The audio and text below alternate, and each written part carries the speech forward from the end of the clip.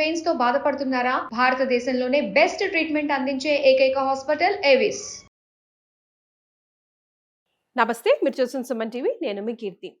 మార్చి 13వ తారీఖు కామదహనం, 14వ తారీఖు హోలీ పర్ణిమ. మరి ఈ 2 రోజుల విశిష్టత, ప్రాముఖ్యత, ఈ రోజు మనం పాటించవలసిన నియమాల గురించి, ఏం చేయాలి, ఎలా చేయాలి, ఎప్పుడు చేయాలి, ఏది ఎలా చేస్తే ఎలాంటి ఫలితం మనకు వస్తుందో తెలియజేయడానికి మనతో పాటు ప్రముఖ ఆస్ట్రాలజర్ బ్రహ్మశ్రీ నందిబట్ల శ్రీహరి శర్మ గురుగారు ఉన్నారు. నమస్తే గురుగారు. వాగర్థ వివ సంపృక్తౌ వాగర్థ ప్రతిపత్తయే జగతః పితరౌ వందే పార్వతీ పరమేశ్వరౌ. సదాశివసమారంభాం శంకరాచార్య మధ్యమాం అస్మదాచార్య పర్యంతం వందే గురు పరంపరాం. ఆదిత్యాయ చ సోమాయ మంగళాయ బుధాయ చ గురు శుక్ర శనిభ్యశ్చ రాహవే కేతవే నమః. శృంగేరి జగద్గురు పీఠాధిపతులకి, కంచి పీఠాధిపతులకి నమస్కారములు తెలియజేసుకుంటూ కార్యక్రమాన్ని ప్రారంభిద్దాం. గురుగారు, మార్చి 13వ తారీఖున కామదహనం, అలాగే 14వ తారీఖున హోలీకి చేసుకుంటాం కదా మనం అందరం. అసలు కామదహనం కారణం ఏంటి, ఎలా చేసుకోవాలి, ఏ సమయంలో చేసుకోవాలి? అంటే నేను విన్నది ఏంటంటే గురుగారు, ఒక రకంగా కామదహనం అంటే సామూహికంగా చేసే యజ్ఞం లాంటిది. అంత పవర్ఫుల్, అంత ఇంపార్టెన్స్, అంత భక్తి శ్రద్ధలతో చేయాలి. ఏదో తాగేసి తినేసి ఇంట్లో ఉన్న పాత వస్తువులు తీసుకొచ్చి అక్కడ పడేసి సమిధలు వేయటంలో కూడా ఒక్కొక్క అర్థం పరమార్థం ఉంది అని విన్నాను. సో వాటన్నిటి గురించి ఎలాగో చేస్తాం గురుగారు, అదేదో మనకు నాలెడ్జ్ తెలుసుకొని ఒక భక్తి శ్రద్ధలతో చేస్తే అసలైనది వస్తుంది కదా. తప్పకుండా. అంటే ఇక్కడ మనం గమనించాల్సింది ఏంటంటే, ముఖ్యంగా పాల్గొన మాసంలో వచ్చేటువంటి పౌర్ణమి మన్మథ పౌర్ణమి, మదన పౌర్ణమి, కాముని పౌర్ణమి అని అంటుంటారు. అంటే ఇక్కడ ఏంటనంటే, మనకు యుగాల నాటిది ప్రకారం చూసుకుంటే సతీదేవి వియోగమైన తర్వాత ఆ వియోగ బాధతో పరమేశ్వరుడు ఘోర తపస్సులోకి వెళ్ళిపోతాడు, ధ్యానంలోకి వెళ్ళిపోతాడు. తారకాసును సంహరించాలి అంటే పార్వతీ పరమేశ్వరుడు, అనగా సతీదేవికి పరమేశ్వరుడికి పుట్టిన సంతానంతోనే నా సంహారం జరగాలని అంటాడు. సతీదేవి మళ్ళీ హిమవంతుని పుత్రికగా పార్వతిగా జన్మిస్తుంది. ఆ పార్వతినే ఈ యొక్క ఈశ్వరుణ్ణి భర్తగా ప్రేరణ చేసుకొని, తదనంతరం ఆ పార్వతి గత జన్మ వృత్తాంతాన్ని తెలుసుకొని నా భర్త పరమేశ్వరుడు అని చెప్పి పరమేశ్వరుని వెతుక్కుంటూ వెళుతుంది. పరమేశ్వరుడు ఎప్పుడు నన్ను చూస్తాడా, ఎప్పుడు నన్ను స్వీకరిస్తాడా అని ఎదురు చూస్తుంది. దేవతలందరూ కూడా ఎదురు చూస్తారు, ఎందుకంటే వాళ్ళకు పుట్టే సంతానంతోనే వియోగం, ఈ యొక్క తారకాసుని యొక్క సంహారం జరగాలి కాబట్టి. అయితే ఇది ఒక పట్టాన కొన్ని వేల ఏళ్ళు ఎదురు చూసినా పరమేశ్వరుడు కరుణించలేదు, అంటే ధ్యానం నుంచి బయటికి రాలేదు. అంటే ఈ కాముడు అనగా మన్మథుడు నేను ప్రేరేపిస్తానని చెప్పడం, ఆ విధంగా ఆ ప్రేరణ చేత పరమేశ్వరుడు ఈ ధ్యానభంగం అవ్వడం, ఎదురుగా కనిపించేసేసరికి పార్వతి కనిపించేసరికి ఆ సుందర రూపాన్ని చూసి తనకి గుర్తుకు వచ్చి తన భార్యగా స్వీకరించడం, తర్వాత నా యొక్క ధ్యానానికి భంగపరిచిన వాడు ఎవడు అని చెప్పేసి ఆగ్రహంతో తెలుసుకొని మన్మధుడి వైపు తీక్ష్ణమైన దృష్టితో చూడడం, 3వ కన్ను తెరవడం, తద్వారా దహనమైపోవడం. తర్వాత రతిదేవి వచ్చి బాధపడడం, నా ఒక్క భర్తను రక్షించమంటే ప్రపంచం మొత్తం కనిపించకపోయినా నీకు మాత్రం, నీ కంటికి మాత్రం కనిపిస్తాడని చెప్పి వరం ఇవ్వడం, ఇది జరిగిపోయింది.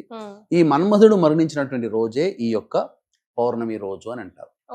అంతేకాకుండా మనకు ఈ యొక్క కాముని పౌర్ణమి అనేటువంటిది 2 సందర్భాల్లో ఇంకా మనకు బాగా ప్రహ్లాదుని స్టోరీ ఒకటి, ముఖ్యంగా రాధాకృష్ణుల యొక్క ప్రేమ తత్వాన్ని సూచించేటువంటిది.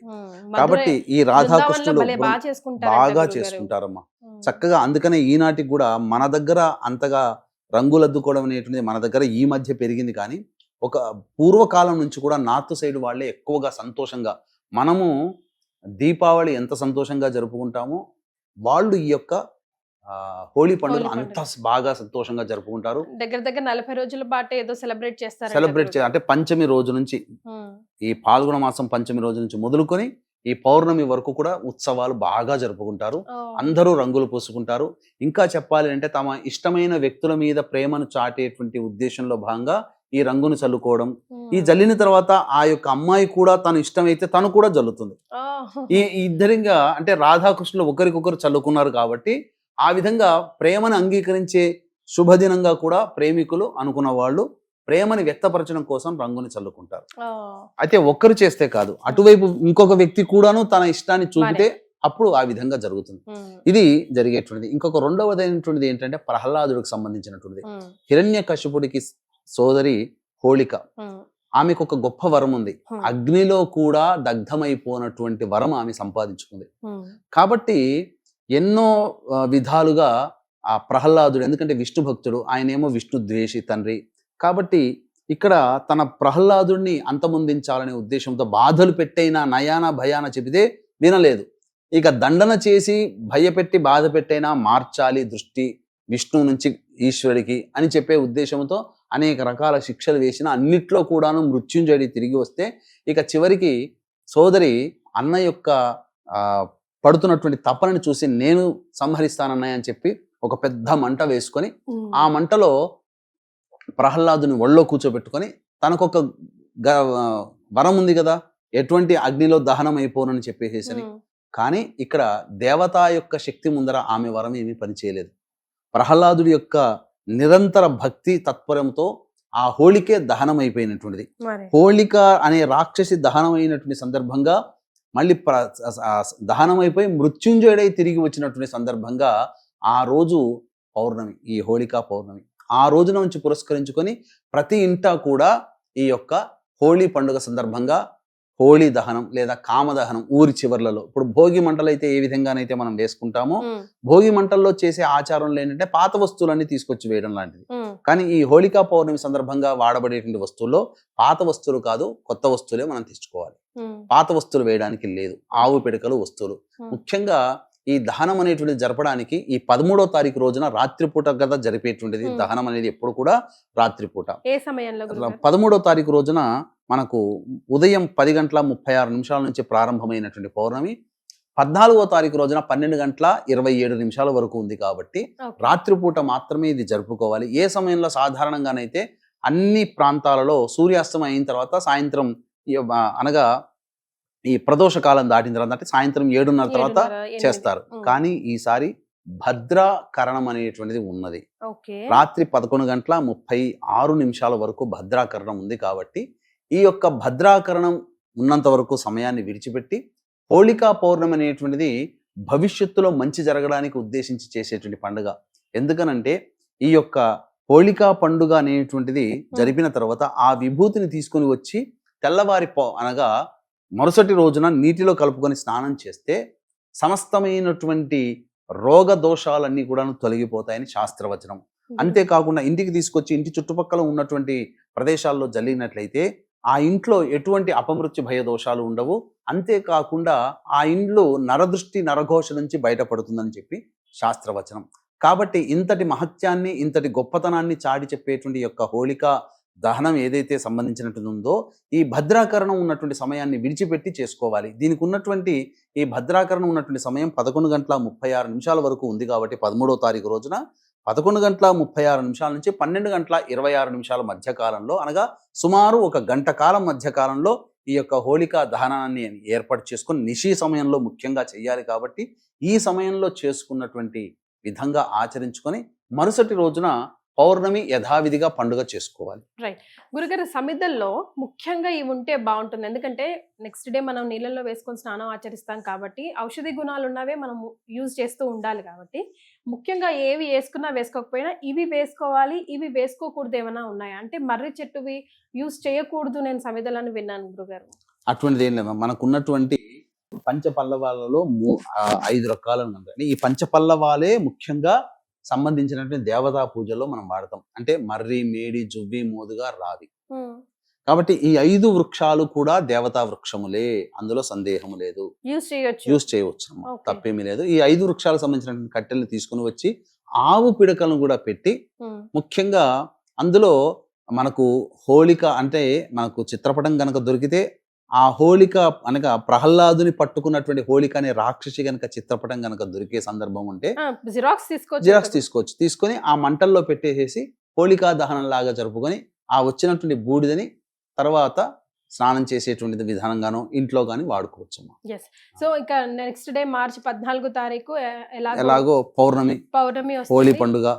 చాలా మంది చేసుకునేది ఏంటంటేనమ్మా, ఇక్కడ ఒక విషయం మాత్రం ప్రజలకి తెలియజేయాలి. శాస్త్రం ప్రకారం అహోరాత్రములు 4, అంటే రాత్రిపూట జరుపుకునేటువంటి పండుగలు మాత్రం 4 మాత్రమే ఈ సృష్టిలో. ఒకటి శివరాత్రి, ఈ కాముని పౌర్ణమి, హోళికా దహనం, మదన పౌర్ణమి. 2 మూడవది ఈ సంబంధించినటువంటి దీపావళి, శ్రీకృష్ణ జన్మాష్టమి. ఇవి 4 మాత్రమే రాత్రిపూట మాత్రమే జరుపుకునేటువంటిది. అయితే శాస్త్ర ప్రకారం ఏం చెప్పబడి ఉందంటే 1000 సూర్యగ్రహణాలు 1000 చంద్రగ్రహణాలు కలిస్తే ఎంతటి ప్రభావవంతమైనటువంటి శక్తివంతమైనటువంటి సమయంగా మారుతుందో ఈ యొక్క రాత్రిపూట జరుపుకునేటువంటి ఈ 4 పండుగలలో అంత ప్రభావం ఉంటుంది. కాబట్టి ఇటువంటి సమయాన్ని ఏదో కేరింతలు సంతోషంగా గడపడం తప్పులేదు, కానీ వీటి సంతోషాన్ని పొంది మనం అంతవరకే చేస్తున్నాం. కానీ దీని తర్వాత శాస్త్ర ప్రకారం చేయాల్సినటువంటి విధి విధానాలు మనం చేయలేకపోతున్నాం.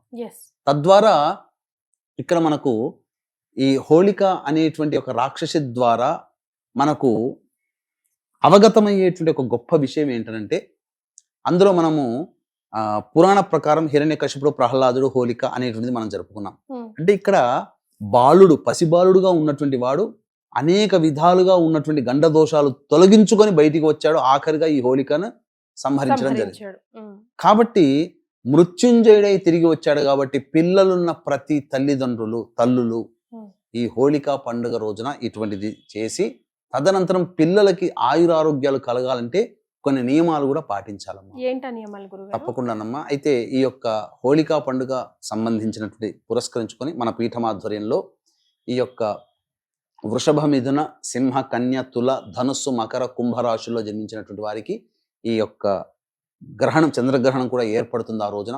మన భారతదేశంలో కనిపించకపోయినప్పటికీ, నియమాలు పాటించలేకపోయినప్పటికీ ఈ చెప్పినటువంటి వృషభ, మిథున, సింహ, కన్య, తుల, ధనుస్సు, మకర, కుంభరాశిలో జన్మించినటువంటి వారికి, మీన రాశిలో జన్మించినటువంటి వారికి ఈ యొక్క దోష ప్రభావం కాబట్టి గ్రహణ దోష నివారణ పూజల హోమాలు అనేటువంటివి పర్ హెడ్ 2100 రూపాయలకి చేయించడం జరుగుతుంది. అవకాశం ఉన్న వాళ్ళు కార్యక్రమ తదనంతరం కాంటాక్ట్ చేసి మీ గోత్రనామాలు నమోదు చేసుకోవచ్చు.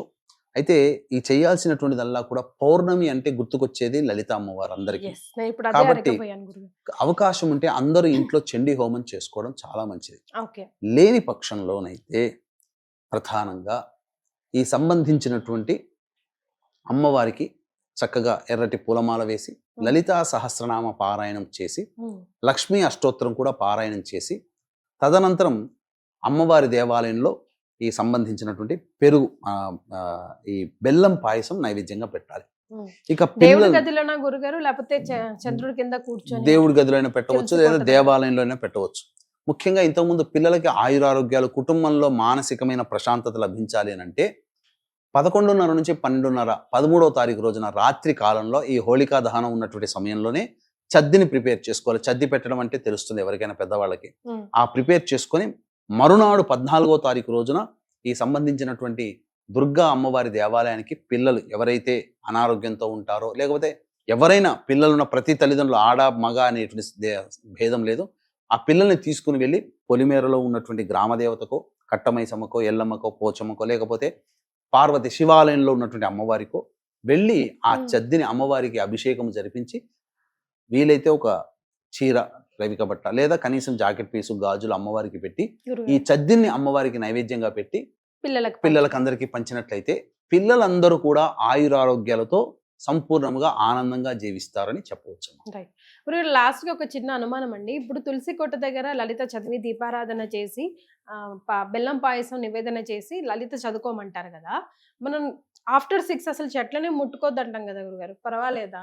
నీళ్ళు అలా పోస్తుంది, నీళ్ళు అయితే తులసి కోటలో పోస్తాం. తులసి కోట దగ్గర మనం నీళ్లు పోయడంలో తప్పులేదు. ముట్టుకోవడం అని అంటే అక్కడ సాయంత్రం అయిన తర్వాత తెంపకూడదు. శాస్త్ర ప్రకారం ఏంటంటే జీవము ప్రతి చెట్టుకు ఉంటుంది, పుట్టకి, రాయికి కూడా చెట్టులో ప్రాణాలు ఉంటాయి మనిషికి ఉన్నట్టుగానే.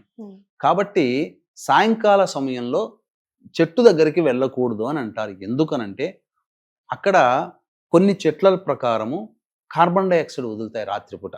అందుకని కొన్ని చెట్ల కింద నిద్రించకూడదని రాత్రిపూట. కారణం అదే, మనిషికి అనారోగ్యం, ఏదో సందర్భంలో వెళ్ళినా అనారోగ్యం చేస్తుందనే ఉద్దేశంతో చెప్పడం జరిగింది తప్ప చెట్లు తెంపకూడదు. కానీ చేయవచ్చు, నీళ్లు పోయవచ్చు, ఇబ్బంది పడాల్సిందే. అట్లని కూడా కార్తీక మాసం అంతా కూడా ప్రదోషకాల సమయంలోనే చెట్టు దగ్గరనే చేస్తారు కదా. సో గురుగారు చెప్పబోయేది ఏంటంటే, మన పండగలు అనేది పెద్దలు పెట్టిన ఆచారం, అది మనకి, మన వంటికి, మన ఇంటికి విలువలు పెంచేదే అయి ఉంటుంది. అది చేస్తాం ఎలాగో, నియమాల ప్రకారం ఏదో మమ అనిపించకుండా ఆచారం ప్రకారం, నియమం ప్రకారం పాటిస్తే మనకి మరింత రెట్టింపు ఫలితం వస్తుంది. అంతే కదా గురుగారు? అంతేనమ్మా. చాలా సంతోషం అండి, ధన్యవాదాలు. సర్వం శ్రీ ఉమామహేశ్వర పరబ్రహ్మార్పణమస్తు.